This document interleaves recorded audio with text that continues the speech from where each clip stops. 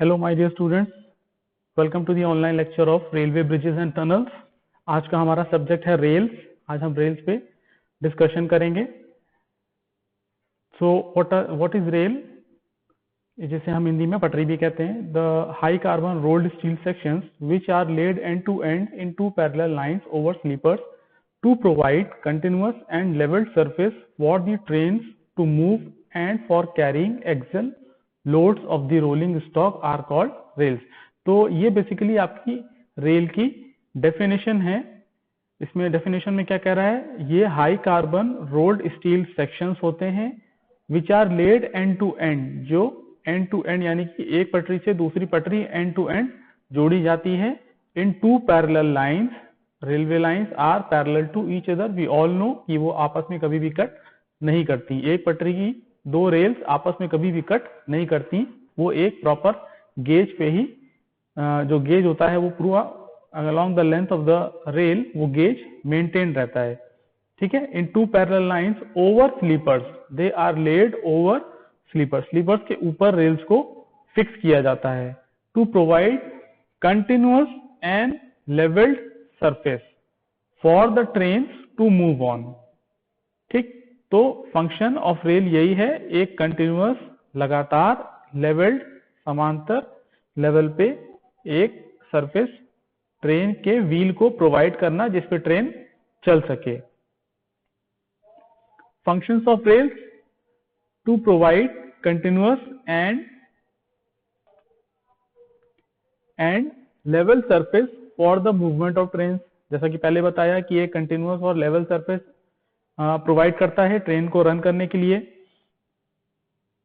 With minimum friction with steel wheels of the rolling stock. जो train के जो पहिए होते हैं लोहे के, उसको मिनिमम फ्रिक्शन यानी फ्रिक्शन बिल्कुल भी ना के बराबर होता है या मिनिमम होता है।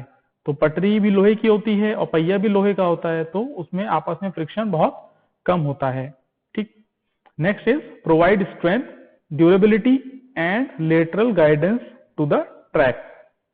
रेल्स क्या करती हैं, दे प्रोवाइड स्ट्रेंथ, क्योंकि वो एक सेक्शन होता है, एक आई सेक्शन के सिमिलर एक सेक्शन होता है, अभी आगे बताएंगे सेक्शन कैसा होता है। तो वो स्ट्रेंथ प्रोवाइड करता है, बेंडिंग स्ट्रेंथ प्रोवाइड करता है, इम्पैक्ट, टफनेस, वो सब उसको कॉम्पनसेट करता है, टॉलरेट करता है। Durability, rails are durable as compare to other materials, क्योंकि वो आयरन की होती हैं तो ड्यूरेबल होती हैं, लंबे समय तक चलती हैं। एंड लेटरल गाइडेंस, रेल्स जो होती हैं वो स्लीपर के ऊपर फिक्स की जाती हैं, इसलिए वो इधर से उधर लेटरली डिस्प्लेस नहीं होती आसानी से। Next is transmit the axle loads to sleepers which transfer the same load to the underlying ballast and formation. Rail का एक बहुत ही इंपॉर्टेंट फंक्शन है लोड ट्रांसफर करना। ट्रेन के पहिए, ट्रेन का जो लोड है वो पहिए से होके रेल्स के थ्रू स्लीपर्स में जाता है, जो स्लीपर्स फिर नीचे बैलास्ट में ट्रांसफर कर देते हैं। परमानेंट पीवे सेक्शन में आपने पीवे सेक्शन एक देखा भी है, पढ़ा भी है। तो उसमें रेल सबसे ऊपर होती है, फिर स्लीपर होता है, फिर नीचे बैलास्ट होता है। तो रेल का काम है पहिए से लोड लेकर नीचे स्लीपर में ट्रांसफर कर देना।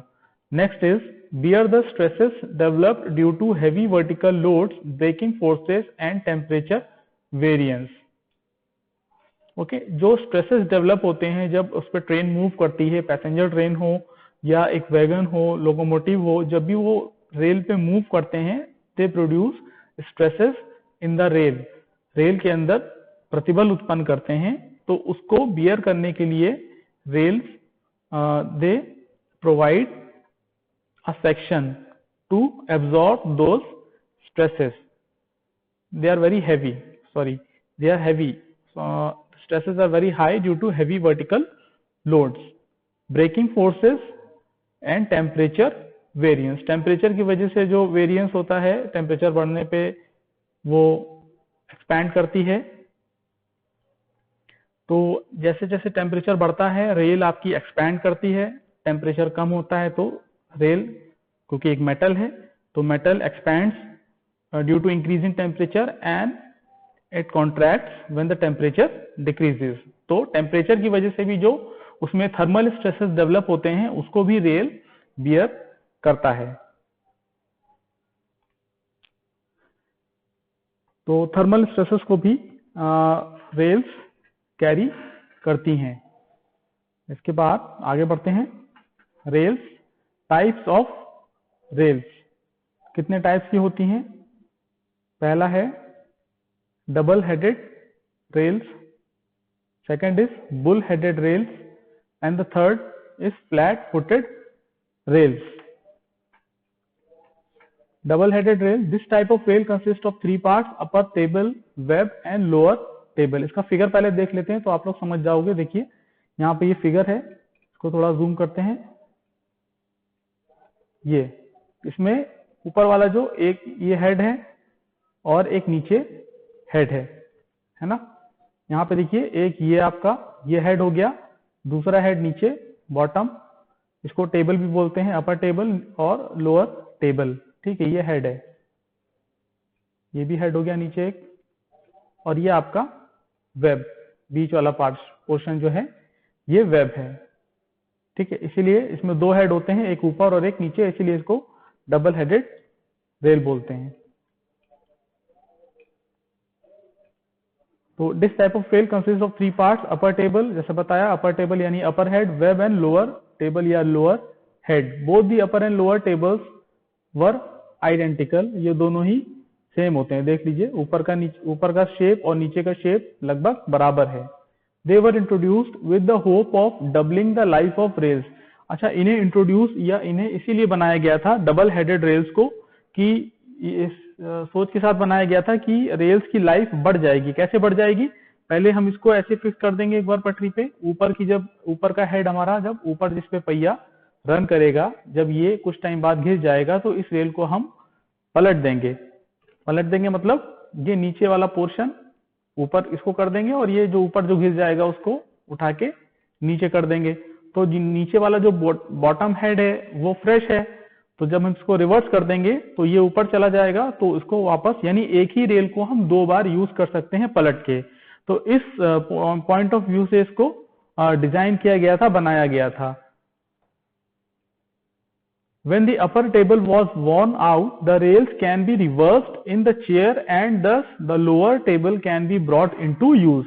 जो मैंने आपको बताया सेम वही चीज यहाँ पे लिखी हुई है कि इसको इसी हिसाब से बनाया गया था या डिजाइन किया गया था कि जब हमारा अपर हेड घिस जाएगा पहिए से ट्रेन चल के उस पे, तो उसको हम रिवर्स कर देंगे, पलट देंगे और लोअर हेड को फिर as a upper head use कर लेंगे।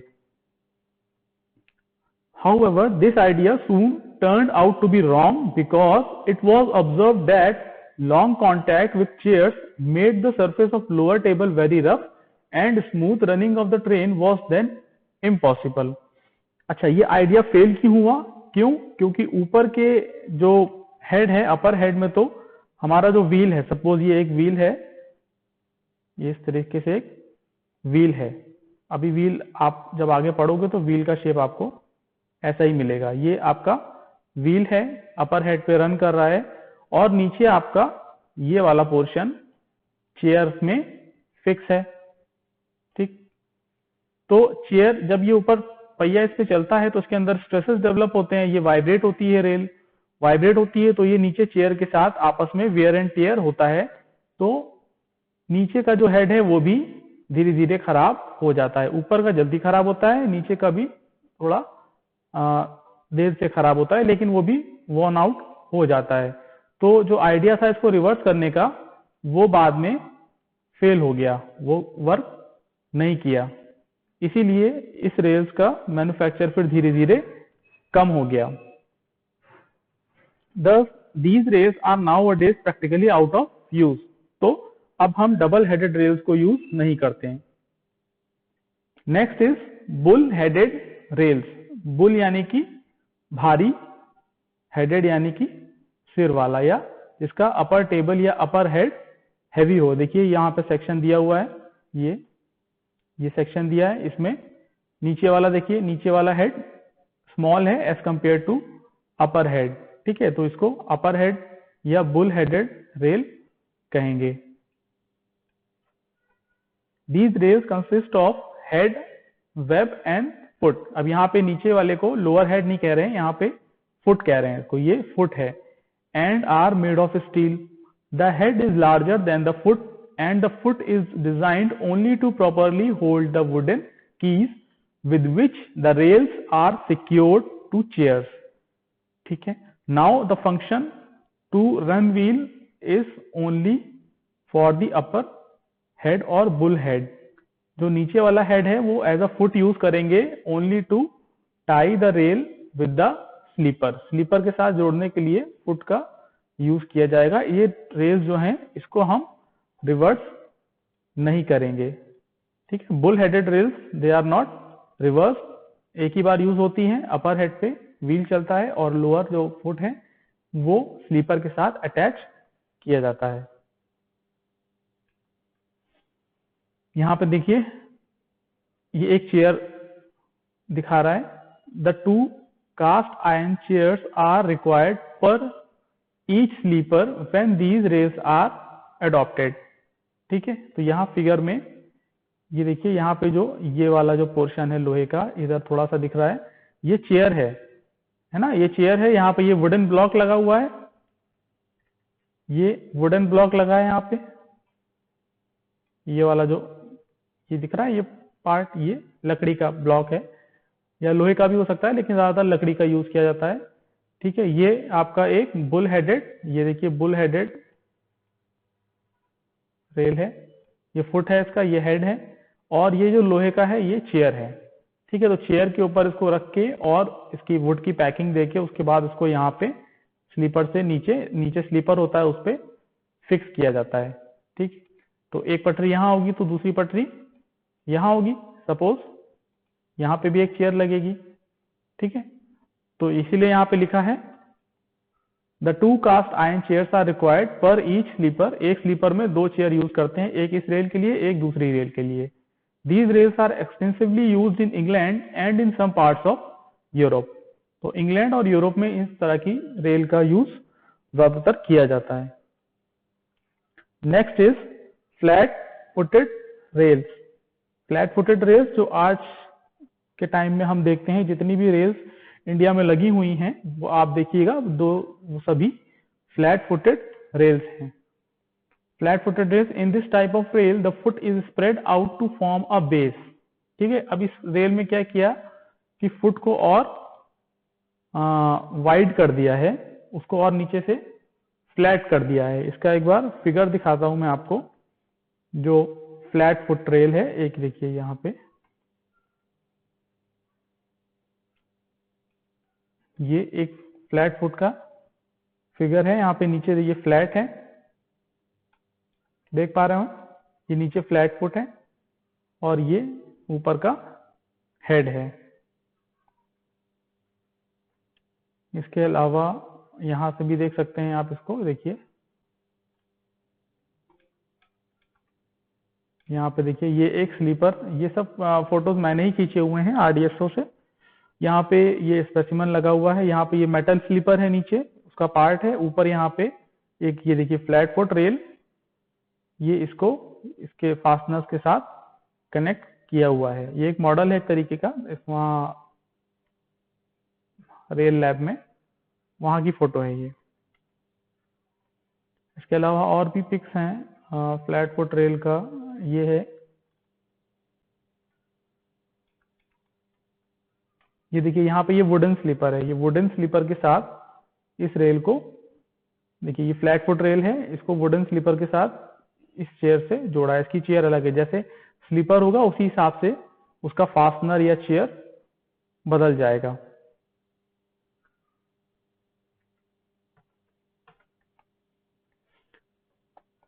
Next is this form of rail was invented by Charles Vignolles in 1836 and hence these rails are sometimes known as Vignolles या Vignolles rails.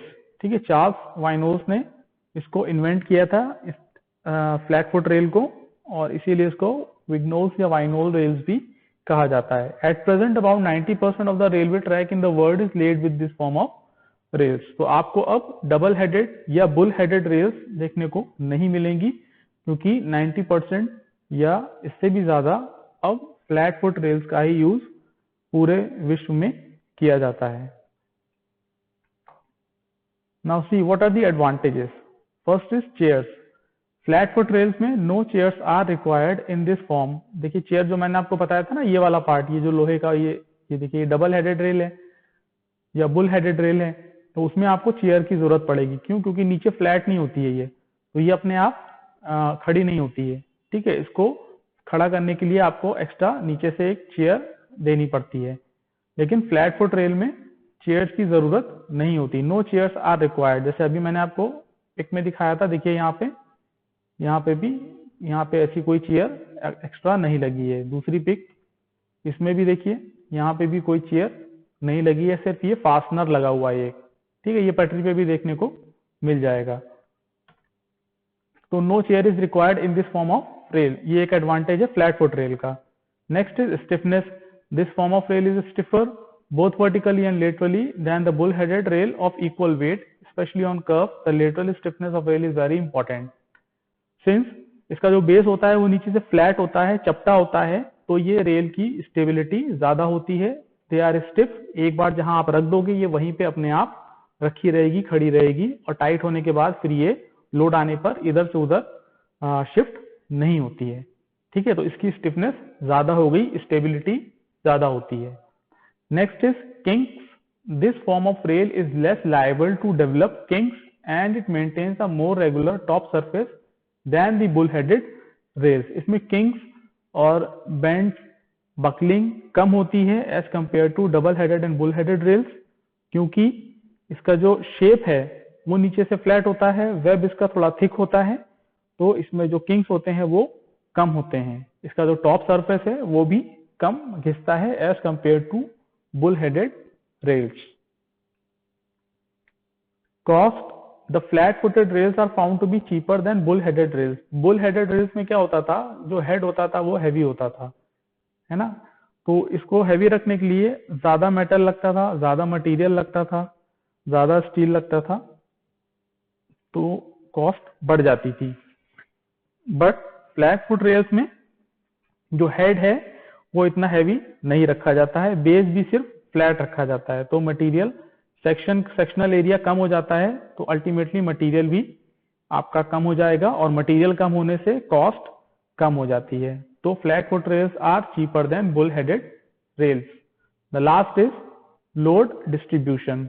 The flat footed rail distributes the train load over a greater number of sleepers. This results in greater track stability. Flat foot rails में number of sleepers ज्यादा होते हैं। ठीक है, तो जब number of sleepers ज्यादा होंगे तो एक स्लीपर से दूसरे स्लीपर के बीच की जो दूरी है वो कम हो जाएगी। वो एक प्लान देखते हैं, सपोज ये एक रेल है, ये दूसरी रेल है, और ये आपके बीच बीच में स्लीपर्स हैं। ठीक है, ये स्लीपर्स हम ऊपर से देख रहे हैं, ये स्लीपर्स लगे हैं। तो जब आपका ये गैप, ये वाला गैप कम हो जाएगा तो पटरी आपकी वीक होगी, स्ट्रांग होगी, है ना। आप ही सोचो कॉमन सेंस से, अगर ये सारे गैप हम कम कर देंगे, मतलब स्लीपर्स और पास पास लगाएंगे, तो आपकी पटरी जो है, आपका जो ट्रैक है वो स्ट्रांग हो जाएगा। ठीक है, वो ज्यादा लोड कैरी कर सकता है। तो फ्लैट फुट रेल में ये एक एडवांटेज है, नंबर ऑफ स्लीपर्स बढ़ जाते हैं, गैपिंग कम हो जाती है, लोड कैरिंग कैपेसिटी बढ़ जाती है। तो बेसिकली रेल्स को 3 टाइप में ही डिवाइड किया गया है, double headed rails, bull headed rails and flat footed rails. तो आज का लेक्चर हम यही समाप्त करते हैं। इसका रेल के बारे में मैंने एक इंट्रोडक्शन दिया है, डिटेल में जब मैं आपको बुक रेफर करूंगा आप उससे पढ़ना। तो थैंक यू सो मच, और इसके नोट्स आप अपनी कॉपी में बना लेना जरूर से, क्योंकि कॉपीज जब आपकी ऑफलाइन क्लासेस स्टार्ट हो जाएंगी मैं कॉपी सबमिट करूंगा, तो नोट्स कॉपी में बनाना ना भूलें। लेक्चर खत्म होने के बाद लिंक आपको मिल जाएगा अटेंडेंस का, उसमें आप अपनी अटेंडेंस मार्क कर दें। So thank you for watching the lecture. Keep attending your classes whether it is online or offline. Wear your mask, maintain social distancing. Thank you so much.